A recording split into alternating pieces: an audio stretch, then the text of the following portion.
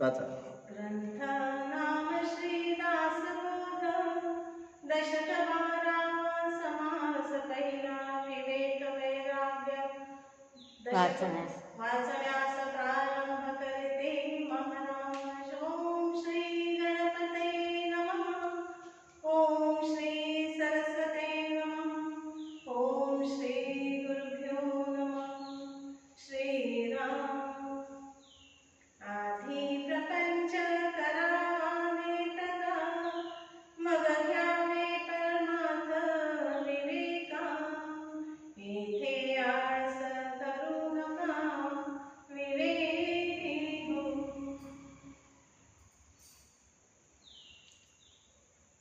प्रस्तुत समासामध्ये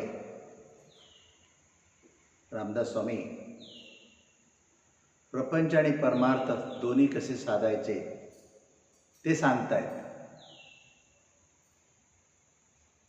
वास्तविक पाहता जगामध्ये बरेच लोक आयुष्यामध्ये खूप दुःख भोगतात,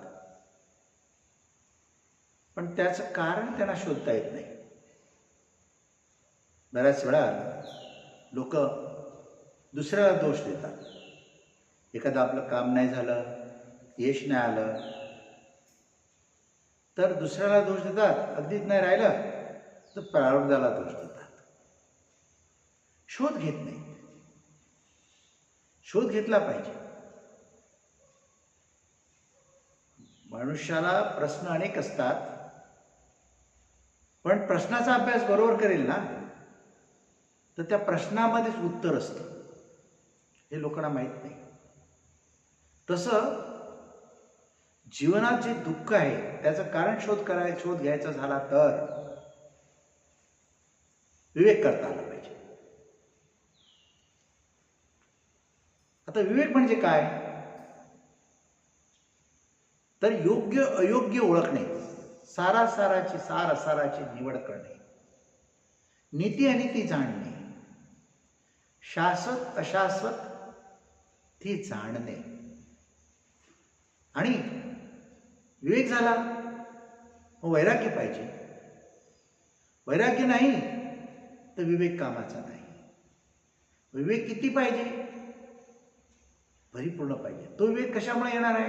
ज्ञानामुळे येणार आहे. म्हणून प्रथम ज्ञान पाहिजे. ज्ञान असेल तर विवेक येतो. विवेक असेल तर वैराग्य होतं. आता ज्ञान म्हणजे कुठलं ज्ञान? आत्मज्ञान, स्वरूपाचे ज्ञान. तुमच्या अंतर्यामी जो स्थित आहे सदा सर्वदा, जो तुमचे शरीर चालवतो आहे, शरीराला सुखरूप ठेवतो आहे, हवं नको सांगतो आहे, शरीराची प्रत्येक हालचाल घडवतो आहे, तो चैतन्य स्वरूप परमात्मा परब्रह्म ते तुमच्या स्थित आहे. त्याचं ज्ञान पाहिजे. भगवद्गीतेमध्ये श्रीकृष्ण भगवान स्वतः म्हणतायत, पार्था, सर्व ज्ञानामध्ये श्रेष्ठ आत्मज्ञान. लोकांना खूप ज्ञान आहे. लोक अभ्यास करतात, डिग्री पदवी मिळवतात, काही त्याच्यामध्ये स्पेशलायझेशन पण करतात. हे ज्ञान कसलं आहे? हे भौतिकाचं ज्ञान आहे. विश्व पंचमहाभूताचे बनलेले आहे आणि पंचमहाभूतांच्या संयोगातून सर्व कार्य घडते आहे, सर्व निर्मिती घडते आहे. त्याच्यामध्ये एक सर्व शक्ती, सर्वश्रेष्ठ शक्ती चैतन्य म्हणून, ज्ञान म्हणून वावरते आहे. त्याच्यामुळे होते. हे जाणत नाहीत.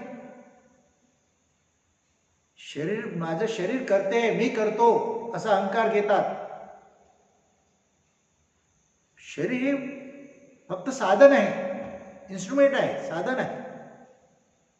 त्याच्याकडून सर्व करून घेतलं जातं. तुम्ही पाठमोरे बसलेले असता आणि मागे तुम्हाला डास चावला. डास दिसला नाही तुम्हाला, पण चावल्याचा अनुभव आला ना.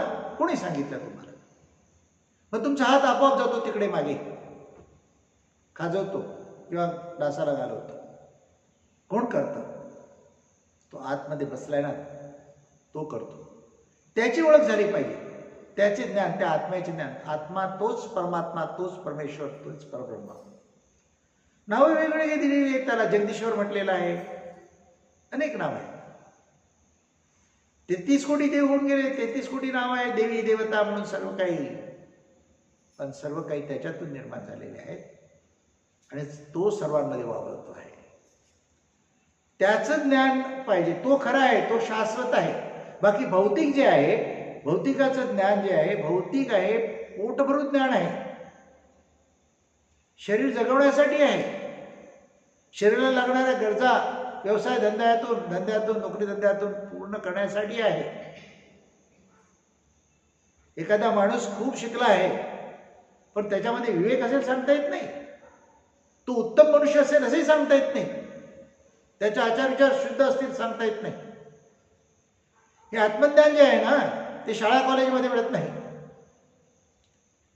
ते फक्त सत्संगातून मिळते, परमार्थातून मिळते. पण हा परमार्थ सुद्धा कोणाबरोबर पाहिजे, कोणाच्या संगतीत पाहिजे? आत्मप्रचितीच्या संताच्या संगतीत.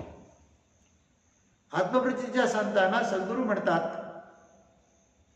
ते स्वयं परब्रह्मस्वरूप होऊन त्या ओळखीनेच राहतात. जरी आपल्यासारखे देहाने राहत असले, आपल्यासारखे उठत बसत असले, जेवत खात असले, तरी पण ते जगामधल्या प्रत्येक गोष्टीचा विवेक करतात.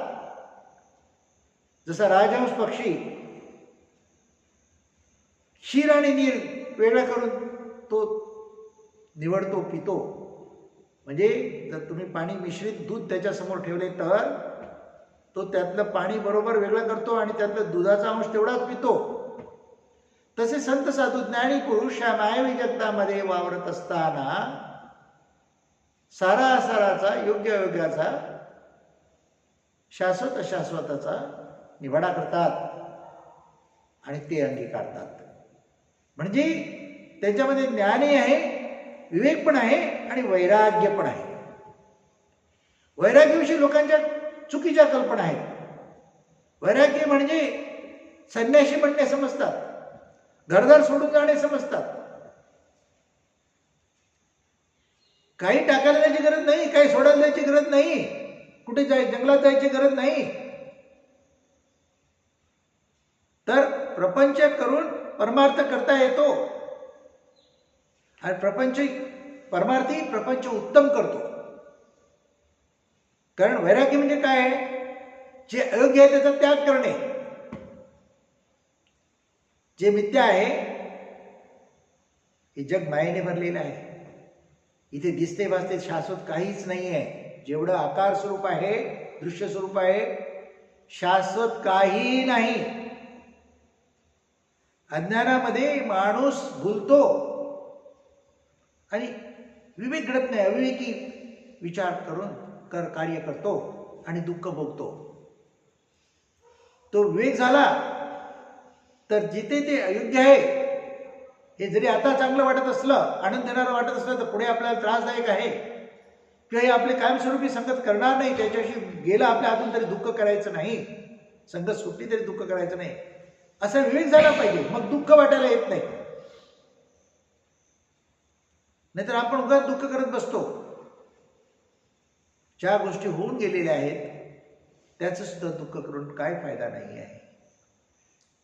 जी जगत असं आहे, मायवी आहे, अशाश्वत आहे, भेदाने भरलेलं आहे, सारखं बदलणार आहे, सारखं बदलणार आहे. हे ओळखलं पाहिजे, जाणलं पाहिजे आणि देहासाठी त्यात अशा अवस्थेमध्येच तो त्याच्याशी व्यवहार केला पाहिजे. तो करायला जमला पाहिजे. तो दुःखी नाही आहे, तो शहाणा आहे, तो बरोबर वागतो. म्हणून प्रथम ज्ञान पाहिजे. सत्यस्वरूपाचं ज्ञान, परमात्मा स्वरूपाचं ज्ञान म्हणजे स्वस्वरूपाचं ज्ञान, आत्मस्वरूपाचं ज्ञान. आपण स्वतः एक चैतन्य स्वरूप आहोत. अज्ञानामध्ये मी देहाची कल्पना केलेली आहे. तुम्ही कधी विचार करता का? तुम्ही बोलताना कधी मी देह आहे असं म्हणत नाही, माझा देह असं म्हणता. हात माझा, पाय माझा, डोकं माझं, अमका शरीराचा अवयव माझा, तमका, सगळं माझं माझं म्हणतात. पण शेवटी काय म्हणता? माझे शरीर. मी शरीर असं कधी म्हणत नाही तुम्ही. म्हणजे माझे शरीर कोण म्हणतोय? तो आत्मा म्हणतोय. तो चैतन्यगण, ईश्वर परमात्मा देव, तो म्हणतोय. तो या देहाचा चालक मालक आहे. आईच्या गर्भाशयामध्ये एक रेतकण जातो. तो रेतकण सुद्धा अन्नाचा अंश असतो. ते अन्न सुद्धा त्या एका रेतकणाच्या अन्नाच्या दाण्यामध्ये त्याच्यामध्ये पंचमहाभूते सामावलेली असतात. त्याच्यामध्ये त्या दाण्यामध्ये जीव आहे. म्हणून अन्न खाता त्याच्यातून शक्ती येते ना. आईच्या गर्भाशयातून 5 पौंड 7 पौंड बाळ बाहेर आलं की ते अन्न खाते 100 पौंड 150 पौंड होतं. हत्तीला दाबण्याची ताकद येते. कोणी दिली? त्या अन्नाने दिली ना. जे अन्न खातो त्या अन्नरसाने दिली ना. जे एक रेतकण गर्भाशयामध्ये जातो, आई अन्नरस खाते, त्या अन्न खाते ते अन्नरस होतात आणि नाळेवाटे ते गर्भाशयाने जातात आणि त्याचेही शरीर बनते. मग शरीर काय आहे?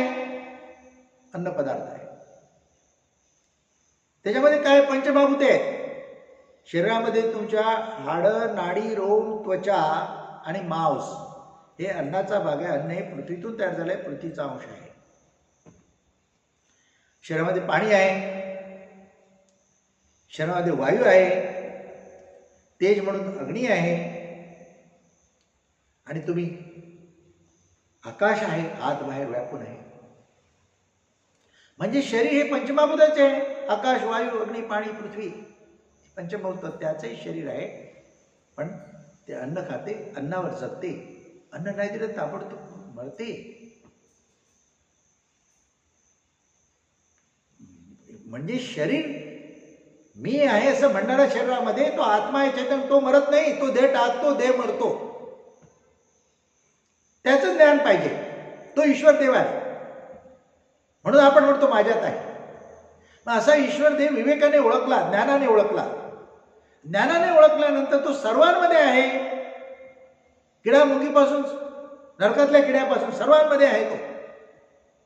जीव जंतू जाणीव, जंतूंमध्ये आहे, जीवांमध्ये आहे. कशा स्वरूपात आहे? जाणीवेच्या स्वरूपात आहे. तुमच्या ठिकाणी जी जाणती जाणीव आहे तो ती ईश्वरदेव आहे. तो चैतन्य स्वरूप आहे. त्याची अंग 2 आहेत, एक शक्ती आणि ज्ञान. त्याने व्यवहार सगळे चाललेले आहेत. जगातले सगळे व्यवहार त्याने चाललेले आहेत.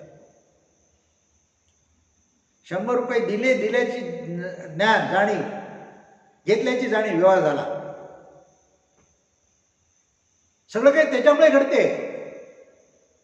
म्हणजे तो ईश्वरदेव आपल्यात आहे हे स्मरण, हे ज्ञान आणि त्याच्या ओळखीने प्रत्येक गोष्टीचा विवेक आणि विवेक केल्यानंतर त्याच्यातून जे त्याग घडवायचा आहे ते वैराग्य. म्हणून विवेक वैराग्य ज्याच्या ठिकाणी परिपूर्ण ज्ञान स्वरूपाने आहे तो प्रपंच उत्तम करतो आणि परमार्थ पण उत्तम करतो. प्रपंचाच्या आड परमार्थ येत नाही, परमार्थाच्या आड प्रपंच येत नाही. लोकांनी कल्पनेतून अनेक गोष्टी लिहिल्या, अनेक मंथन झाले, भक्तीचे मार्ग अनेक निर्माण केले लोकांनी, आपापल्याप्रमाणे काय वाटेल ते सुचवले. पण मूळ तत्व कोण जाणतो? मूळ तत्व जाणून त्याच्यापर्यंत पोहोचण्याचा मार्ग सांगतो तो वेदांताने सांगितला, तो श्रीकृष्णाने भगवद्गीतेत सांगितला, ज्ञानेश्वरीमध्ये सांगितला, एकनाथ महाराजांनी भागवतमध्ये सांगितलं, एकनाथी भागवतमध्ये. असे अनेक संत ज्ञानी पुरुष होऊन गेले, ऋषीमुनी होऊन गेले, त्यांनी सांगितलं. वेद सुद्धा ते व्यासमुनीने दिले, तिथून आलं. त्याचं ज्ञान पाहिजे आणि त्या ज्ञानाच्या ओळखीतून जीवन जगले पाहिजे. त्या ज्ञानाच्या ओळखीने जीवन जगलेत ना तर काही हरकत नाही. अज्ञानामध्ये जर अंगीकार केला तर दुःख वाटायला येणार आणि ज्ञानदृष्टीने अंगीकार केला तर त्याचा तुम्ही उपभोग चांगल्या प्रकारे घेणार. मी एक उदाहरण देतो नेहमी. एक मुलगा मुलगी असतात, तरुणपणी एकमेकावर खूप प्रेम करतात. त्याला ती मुलगी अगदी अप्सरा वाटते, जगातली सगळ्यात सुंदर स्त्री वाटते. त्या मुलीला तो जगातला सगळ्यात सुंदर पुरुष वाटतो. चला म्हातारपणी दोघांनी तरुणपणाचे फोटो पाहावेत आणि म्हातारपणाचे फोटो आपले पाहावेत किंवा आरशात पाहावेत. प्रश्न पडेल प्रत्येकाला, कशासाठी भांडलो? आई बाबांच्या विरोधात जाऊन लग्न केलं, काय मिळवलं? जे मिळवलं ते आहे का? म्हणजे सौंदर्याला बोलून आई बापाला दुखवलं आणि जे काही अंगीकारलं त्याने सगळ्या कुळाला सगळ्यांना त्रास दिला. काय मिळवलं? सौंदर्य कुठे आहे? म्हातारपणी राहतं का सौंदर्य? म्हातारपणी राहतं का सौंदर्य? म्हणून वरच्या रंगाला बोलू नका. विवेक करता आला पाहिजे. विवेक करता आला पाहिजे. रंग रूप जे आहे ना, हे सुद्धा मायेचा भाग आहे. तात्पुरतं आहे, क्षणिक आहे. काळाच्या ओघात ते जाणार आहे, राहणार नाही आहे. वरल्या रंगाला बोलू नका, आतल्या रंगाला बोला. तो रंगात श्रीरंग आहे. रंगी रंगाला असेल. अनेक रंग तुमच्यामध्ये असू दे, अनेक इच्छा वासना सुद्धा तुमच्यामध्ये असू दे. त्या वासना त्याचा विवेक करता आला पाहिजे. योग्य योग्याची निवड करून त्याचा व्यवहार करता आला पाहिजे. स्थलकाल आणि व्यक्ती ह्याचं ज्ञान असेल बरोबर आणि त्याच्याशी व्यवहार करा तर आयुष्यात पश्चाताप करता येत नाही, करावा लागत नाही. पण त्याचं ज्ञान नसेल तर दुःख भोगावं लागतं. कारण मन मायेला भुललेलं आहे. मन हे बाह्य जगताला भुललेलं आहे. आपल्या या देहाला 10 तोंड आहेत. तो 10 तोंडाने सुख मागतो, सुख भोगू इच्छितो. तुम्ही विवेक करून बघा. नाक आहे ना, त्या नाकाला सुवास आवडतो, वास आवडतो. घाण्याला की दगेत त्या ते वासाचं सुख नाक भोगतं, ह्या तोंडाने भोगतं. डोळ्याने जे आवडतं ते पाहायला आवडतं. सौंदर्य, पुरुषाला स्त्री पाहणे, स्त्रीला पुरुष पाहणे, आणि निसर्गाचं काही सौंदर्य काय त्यांना आवडतं. डोळ्याला ते पाहण्याचं सुख हवं आहे, त्याने तो सुख भोगतो. त्वचा स्पर्श सुख आवडतं. तरुण तरुणी असतात ना, काहीच नाही मिळालं तर थोडं जवळ बसूया म्हणतात. सहवास स्पर्श सुख. आणि तोंड आहे, जीभ आहे, वेगळ्या चवी आहेत. बोलण्याचं सुख घ्यायला आवडतं. अविवेकाने बोलतो, दुसऱ्याच्या मनाचा विचार करत नाही, स्वार्थाने वागतो, निंदा मत्सर करतो. बोलणे आवडतं, त्याने तो सुख भोगतो. आणि मग तुमचे जे गुदद्वार आहे ते सकाळी टॉयलेट झाले, संडास झाले की त्याला बरं वाटतं. तो शरीराला सुख देतो. नाही झालं तर त्रास. त्यात मग शिस्त आहे, इंद्रिय शरीर भोग, त्याच्यासाठी तडपडतो. 10 तोंडाने भोगू इच्छितो. पण खरं काय, खोटं काय, योग्य काय, अयोग्य काय याची निवड नसेल तर फसतो. दुःखामध्ये दुःखाच्या सागरात लोटला जातो, आयुष्य बर्बाद होतं. म्हणून रामदास स्वामी काय म्हणतायत? सुखी आहे खबरदार. जो खबरदार आहे, सावधान आहे, तो सुखी आहे. रामदास स्वामींची गोष्ट माहीत असेल. त्यांचं लग्न लहानपणी ठरवलं आणि लग्न मंडपात चालू असताना तो ब्राह्मण म्हणाला, शुभमंगल सावधान. दर ती मंगलाष्टक म्हणतात, ते मंगलाष्टकाच्या अंती शुभमंगल सावधान असं म्हणतात. रामदास स्वामी जन्मताच ज्ञानी पुरुष होता. त्यांना प्रश्न पडला, हे सगळं शुभमंगल चाललंय, मग सावधान का म्हणतायत? सावधान म्हणतात म्हणजे काहीतरी गडबड आहे. सगळं टाकलं तिथे पळून गेले. 12 वर्ष तपश्चर्या केली. ते गेल्यानंतर आई त्यांच्या वियोगामध्ये तिला बिचारीला फार त्रास झाला, शारीरिक पीडा झाली, तिची दृष्टी गेली. पण जेव्हा ते आले आणि आईच्या समोर उभे राहिले तर आईला दिसायला लागलं. असे चमत्कार घडला. दिव्य पुरुष, दिव्य दृष्टी. ते लिहित आहेत. हा जो समास आता वाचला तो त्याने लिहिलेला आहे, ते ऐकतोय आपण. ते ब्रह्मचारी होते. या दासबोधमध्ये त्यांनी एक समास लिहिला आहे, गर्भधारणा कशी होते. त्यांनी परमात्मा शरीरामध्ये आपल्या पेशीमध्ये कसा वावरतो, कशा प्रकारे तो भरून आहे, ते जे मेडिकल सायन्स आहे ते लिहिलं आहे. थोडं वाचण्या लिहिण्यापुरतं शिकले होते 12 वर्षापर्यंत तोपर्यंत, तेवढंच. पण ज्ञान आपोआप होतं. ज्ञानी पुरुषाला तुमचे कुठले अनेक अनेक ग्रंथ पुस्तकं वाचायची गरज नाही. भौतिक ज्ञान सगळं न वाचता शिकता आपोआप येतं. निसर्ग महाराजांकडे लोक ट्रान्सलेटर लागायचे, 34 शिकलेले होते, परदेशी लोक यायचे, इंग्लिशमध्ये बोलायचे, मग ते काय महाराज बोलतात ते ट्रान्सलेट करून सांगण्यासाठी ट्रान्सलेटर लागायचे. पण असा अनुभव आम्ही घेतलेला आहे की त्याने प्रश्न विचारला, तो प्रश्न महाराजांना ट्रान्सलेट करावा लागत नसे, लगेच ते बोलायला उत्तर सुरू करायचे. म्हणजे आत्मज्ञानाने त्यांना आपोआप कळत होतं आणि उत्तर मराठीत सांगायचे, कारण त्यांना ती इंग्लिश भाषा नव्हती त्यांच्याकडे म्हणून, पण कळत होतं सगळं, पण शब्द नव्हते. म्हणून ते बोलणाऱ्या सांगायचे सांग. आणि कधी कधी असा अनुभव आलाय, तुम्ही विश्वास ठेवणार, मी प्रत्यक्षात अनुभव घेतलाय, सांगणाऱ्याने पदरचा काही शब्द घातला तर सांगायचे मी बोललो त्याचं बरोबर ट्रान्सलेशन कर, पदरचं सांगू नकोस, पदरचं का सांगतोस, ताबडतोब रोखायचे त्याला. म्हणजे काय तयारी होती. म्हणजे तुम्ही आत्म्याचं ज्ञान, तुम्हाला आत्मसाक्षात्कार झाला, ब्रह्मज्ञान तुम्हाला प्राप्त झालं तर तुम्हाला सर्व विश्वाचं ज्ञान होतं, विवेक होतो, वैराग्य प्राप्त होतं. वैराग्य प्राप्त नाही झालं तर, विवेक नाही घडला तर काय होतं? यमयातना भोगायला लागतात. यमयातना भोगायला लागतात. मग सांगितलं चुकीचं केलं, चुकीचे कर्म घडली तर त्याचं फळ दुःखदायक असणार, क्लेशदायक असणार. एवढंच नव्हे तर शेवटी विषय वासना, तिथे विवेक नसेल तर फार वाईट कर्म घडतात. अहंकारामुळे अनेक कर्म घडतात, दुष्ट कर्म घडतात. मग तो अहंकार गेला पाहिजे. अहंकार अज्ञान निर्माण करतो.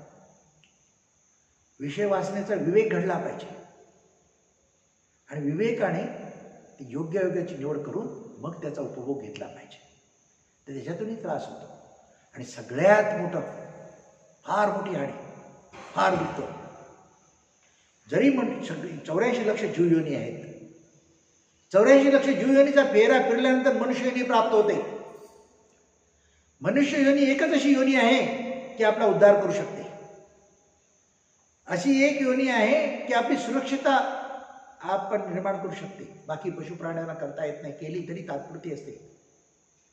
फांदीवर झोपणारा पक्षी निवांत झोपू शकत नाही. इकडे तिकडे बागडणारे जे प्राणी आहेत ते सुरक्षित येतात. प्रत्येक वेळी पावलोपावली भीती असते. सरडा चालला, साप चालला, कोणी चालू दे, क्षणोक्षणी मागे वळून बघितलं, आजूबाजूला आणि भीती आहे. पण मनुष्य प्राणी आपला मार्ग धोपटपणे निवडू शकतो, आपली सुरक्षितता निर्माण करू शकतो. त्याच्याकडे जे ज्ञान आहे, म्हणजे जाणीवेची प्रगल्भता त्या मनुष्य प्राण्यामध्ये आहे, इतर प्राण्यामध्ये नाही. आणि शास्त्रीय भाषेत सांगायचं तर तुमच्या पाठीचा कणा आहे, त्या पाठीच्या कण्यामध्ये जो मज्जारुजू जातो, मेंदूचा भाग आहे, तो शरीराचा सगळा डोलारा सांभाळतो. आणि त्याच्यातून जे मज्जातंतू जातात ते प्रत्येक अवयवामध्ये जातात. मग अशी एक उदाहरण दिलं, मच्छर चावली, हात मागे गेला. मग ती ज्ञानदृष्टी आहे मेंदूमधली, त्याने त्याला जागा केलं, सांगितलं हाताला मागे जा म्हणून, त्या मज्जातंतूला आठवण करून दिली, त्याच्या साहाय्याने हात हलला आणि गेला. म्हणजे मनुष्यामध्येच ही कला आहे की त्या मज्जातंतू जो पाठीचा कणा त्याचा मोठा दिलेला आहे, त्याला लांब असा दिलेला आहे, त्याच्यामध्ये तो मज्जातंतू आणि उभा दिलेला आहे. बाकी प्राण्यामध्ये आडवा आहे पाठीचा कणा, मनुष्य प्राण्यामध्ये उभा आहे. हे शरीरशास्त्र आहे, अध्यात्मच आहे. आणि त्यामुळे मनुष्य प्राणी आपल्या शरीराचा योग्य वापर करू शकतो, बुद्धीचा योग्य वापर करू शकतो. पण विवेक पाहिजे, आत्मज्ञान पाहिजे. हे नसेल तर काय होतं, आयुष्यभर माणूस वासना भोगतो आणि त्याच्या अधीन होऊन जातो आणि मग अविवेक करतो, खूप पाप करतो आणि सगळं गोळा करतो, उपभोगणार म्हणून गोळा करतो. ही गोष्ट त्याच्या हातात नाहीये. शरीराला मर्यादा आहेत उपभोगण्याच्या पण आणि जगण्याच्या, ते त्याच्या हातात नाहीये. जसं शरीर किती धडधाकट असलं आणि किती भोगायची इच्छा ठेवली जरी, ती 40 झाली की म्हणतात की डोळे फटका देतात, चष्मा येतात, ते अधू होतात, पाहण्याचं थोडं अंधुक व्हायला लागतात. मग 50 आली की दात त्रास द्यायला सुरू करतात, मग खाण्याला रिस्ट्रिक्शन आलं, मग डायबिटीस होतं, हे खाणार ते खाणार ते खाता येत नाही. मग ब्लड प्रेशर होतं, मग गिरणार फिरणार असं मजा करणार जग फिरणार म्हणतो, गुडघे दुखायला लागतात, कंबर दुखायला लागते. काय बघणार आहे, तो बघणार आहेस. आणि परत तुझं परतीचं तिकीट कधी आहे ते तुला माहिती नाही आहे. कधी काळाचा घाला पडेल सांगता येत नाही. सगळं इथे टाकून जायला लागतं, काही नेता येत नाही. मग एवढी पापकर्म करून जे मिळवलं आहे त्याचा काय उपयोग झाला? ते मिळवण्याच्या आस त्याच्यामुळे शांती सुख नाही, मिळाल्यानंतर भोगण्याचंही सुख नाही. विवेक पाहिजे, ज्ञान पाहिजे, नसं सगळं व्यर्थ आहे. सगळ्यात आणखी मोठा अडचणीचा विषय आहे किंवा मोठा त्रासदायक आहे की 84 लक्ष योनी म्हणालो मी, तर जितक्या वासना तुमच्या जशा प्रकारच्या वासना आहेत तसाच उद्या तुमचा जन्म आहे. अंतकाळी देह टाकताना जी वासना इच्छा राहिली त्यासाठी जन्म घ्याल. जसे सिद्धरामेश्वर महाराज म्हणतात, जर मरताना मांस खायची इच्छा झाली, मटण खायची इच्छा झाली, राहिली शिल्लक तर गिधाडाच्या जन्माला जाशील. खा, मेलेली गुळ भरपूर प्राणी खा. म्हणून जशी वासना तसा पुन्हा जन्म आहे. तर विवेक असेल तर वासना राहत नाही, ज्ञान असेल तर वासना राहत नाही. अंतिम मती वैसी गती. अंतिम मती सुख शांती समाधानाची असते. जे मिळालं जीवनात समाधान, काही भोगणे नाही, उपभोगणे नाही, काही इच्छा राहिली नाही. कधी मरण येऊ दे, देह तयार आहे. अशी निश्चिती कधी येऊ शकते? आत्मज्ञानामुळे, विवेकाने, वैराग्याने. आणि ते त्यालाच मोक्ष म्हटले, त्याला सायुज्य मुक्ती म्हटलेली आहे. मुक्ती 4 प्रकारच्या आहेत: सलोकता, समीपता, स्वरूपता, सायुज्यता. 3 मुक्ती नाशिवंत आहेत, शाश्वत नाही आहेत. 4थी मुक्ती फक्त शाश्वत आहे. 4ही मुक्ती भक्तीतूनच प्राप्त होतात. पण ज्या सलोकता, समीपता, स्वरूपता 3 मुक्ती ज्या आहेत त्या द्वैत भक्तीतून प्राप्त होतात. आणि द्वैत भक्ती, द्वैत सत्य नाही आहे, द्वैत तात्पुरता आहे. द्वैत गुणरूप आहे, आकार स्वरूप आहे. आकार नाशिवंत आहे, निराकारच खरा आहे, निर्गुणच खरा आहे. परमात्म्याचं सुप्रीम पॉवर शक्ती ती खरी आहे, ते स्वरूप खरं आहे. बाकी ते घेऊन देव ईश्वर निर्माण झालेले आहेत. ती ज्यांच्यामध्ये प्रकटपणे शक्ती प्रकट झाली तो देव ईश्वर झाला.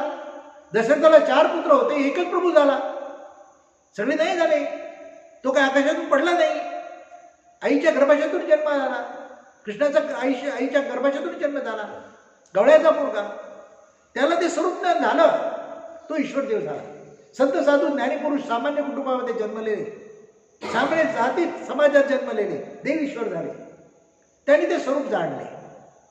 मग त्या स्वरूपाची प्रचिती आली असेल, तो मी आहे असं निश्चितपणे खात्री झाली असेल तुमची देह टाकताना, तर तुम्हाला परत जन्म नाही, मरण नाही, तुम्हाला मोक्षमुक्ती मिळते. म्हणून ज्ञान पाहिजे, नुसतं देवाची भक्ती नाही. कारण ती सलोकता जी आहे, सलोकता मुक्ती म्हणजे भगवंताच्या सानिध्यात राहणे. समीपता म्हणजे अगदी जवळ, अगदी जवळ. स्वरूपता म्हणजे त्या भगवंतासारखंच होण्याचा प्रयत्न करणे. आणि सायुज्यता म्हणजे तेच होऊन राहणे. तर सगुण भक्तीमध्ये आपण तेच होऊन राहू शकत नाही, कारण देव वेगळा आणि मी वेगळा असं समजतो. वास्तविकता आपण वेगळे, देव वेगळा नाहीच आहे. देह आकार वेगळे आहेत, पण आतमधलं चैतन्य एकच आहे. त्यांनी जाणलं ते देव झाले, आम्ही जाणलं नाही म्हणून मनुष्य म्हणून राहिलो, माणसं म्हणून राहतो आणि इच्छा वासनेपोटी परत जन्म घेतो. ते मुक्त झाले. मग सायुज्य मुक्ती ज्ञानामुळे प्राप्त होते. जी निर्गुण आहे त्याच्यातून सगुण निर्माण झालेला आहे. सगुण नाश पावल्यानंतर निर्गुण शिल्लक राहतं. निराकारातून आकार स्वरूप प्राप्त झालेलं आहे, निर्माण झालेला आहे. ते आकार स्वरूप जातच, त्याला मृत्यू आहे, नाश आहे. शिल्लक निराकार राहतो. जसा देह गेला तरी आत्मा शिल्लक राहतो. देह आकार स्वरूप आहे, तो आत्मा मीच आहे असं ज्ञान, ती सायुज्य मुक्ती आहे. म्हणून कुठल्या देवाला तुम्ही एका भजत राहिले तर त्या देवलोकात जायची संधी मिळते मरताना, मेल्यानंतर. पण जितके दिवस तुमचं पुण्य संचित आहे तोपर्यंत त्या देवाच्या विश्वात राहाल.